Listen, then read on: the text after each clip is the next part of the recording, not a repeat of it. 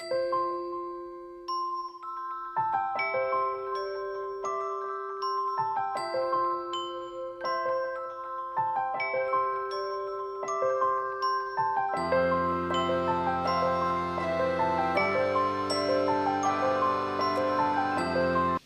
tardes, soy Noemí Fajardo y yo les voy a hablar sobre lo que es la comunicación. La comunicación proviene del latín communis, que significa común.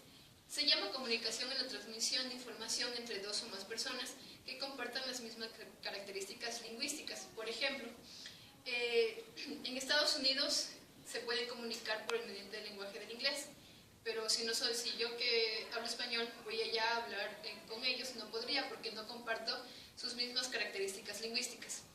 Estas características lingüísticas pueden ser tanto orales como escritas, y las no lingüísticas, que son las gestuales, las auditivas y las visuales. La Real Academia de la Lengua le dio un significado también a lo que es comunicación, que dice que es la acción y efecto de comunicar. Bien, ahora les voy a hablar sobre la comunicación científica.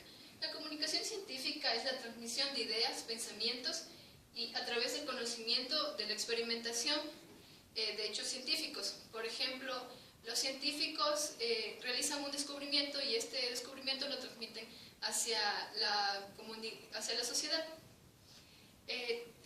Christine L. Borgman dio también un significado a lo que es la comunicación científica. Ella dice que es el estudio de cómo los investigadores difunden información a través de canales, ya sean formales o informales. Por ejemplo, un ejemplo de comunicación científica podemos ver en la National Geographic, tanto en su canal como en las revistas. Allí ellos transmiten lo que ellos descubren y lo transmiten hacia la sociedad. Gracias. Hola, mi nombre es Angélica Papuenta. Yo les voy a hablar sobre la comunicación oral y escrita. Empezamos por la comunicación oral. Tenemos que esta se manifestó por medio de sonidos, provocando así el habla.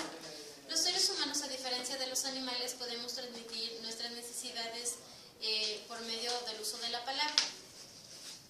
Las características son que se emplea el órgano auditivo para así poder oír y escuchar.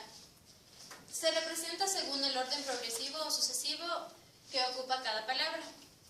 Y se enriquece cuando se emplean movimientos paraverbales. Estos movimientos son los movimientos que realiza cada persona para así poder hacer más efectivo el mensaje. Y los ejemplos son las discusiones, las conversaciones, los discursos, las conferencias, entre otros. Bien, ahora vamos a la comunicación escrita.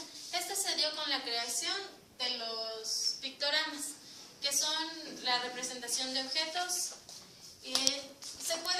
Puede ser modificada, transcrita y estudiada en diversos entes sociales. El interés recae en la necesidad de redactar bien el texto para que se entienda bien el mensaje. El escritor manifiesta su creatividad y su escrito es personalizado. El emisor debe estar atento a no ser muy subjetivo, y una de las características principales de la comunicación escrita es que se emplea la visión para que se facilite la comprensión del texto. Y los ejemplos tenemos como las revistas, los noticieros de televisión, las cartas, todo lo que sea relacionado con escritura. Mi nombre es Carolina Herrera y voy a hablar acerca de los elementos de la comunicación oral y escrita.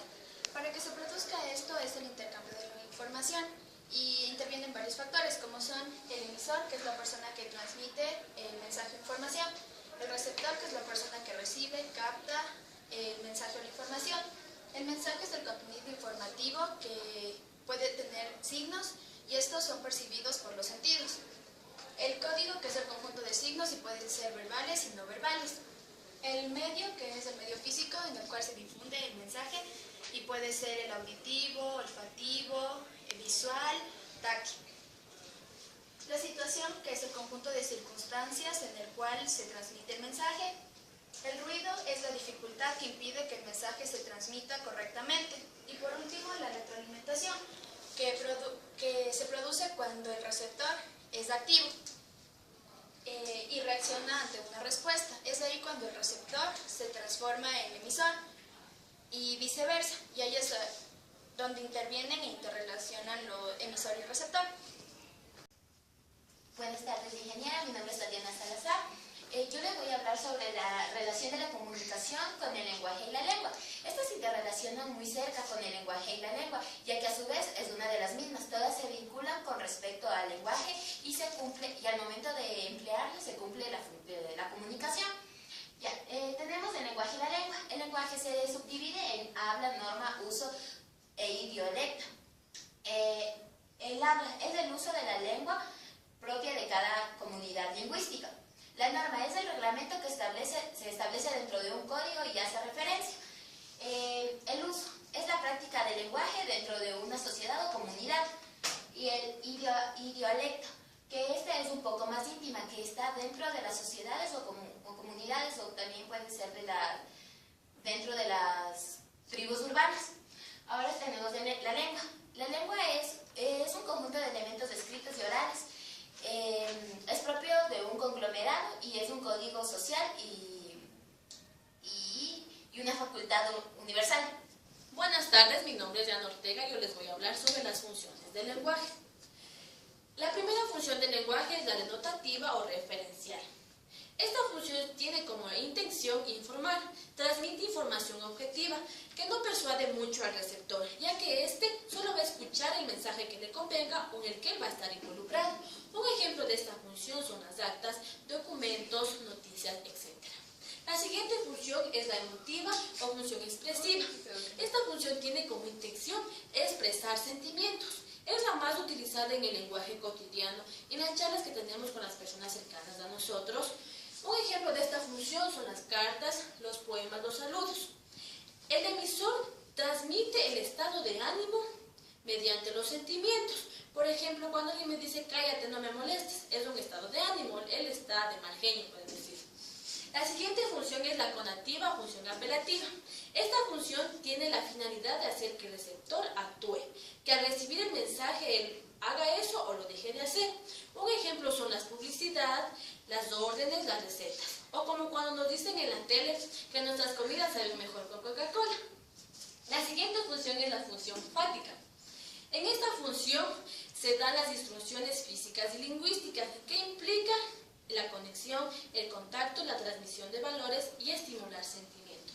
Un ejemplo de esta función es cuando hablamos en el celular y usamos las coletillas, como por ejemplo, hey, ¿me escuchas?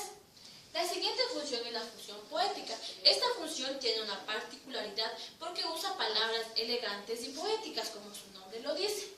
En esta función, su intención es causar un sentimiento en el receptor, causar extrañez o conmoverlo.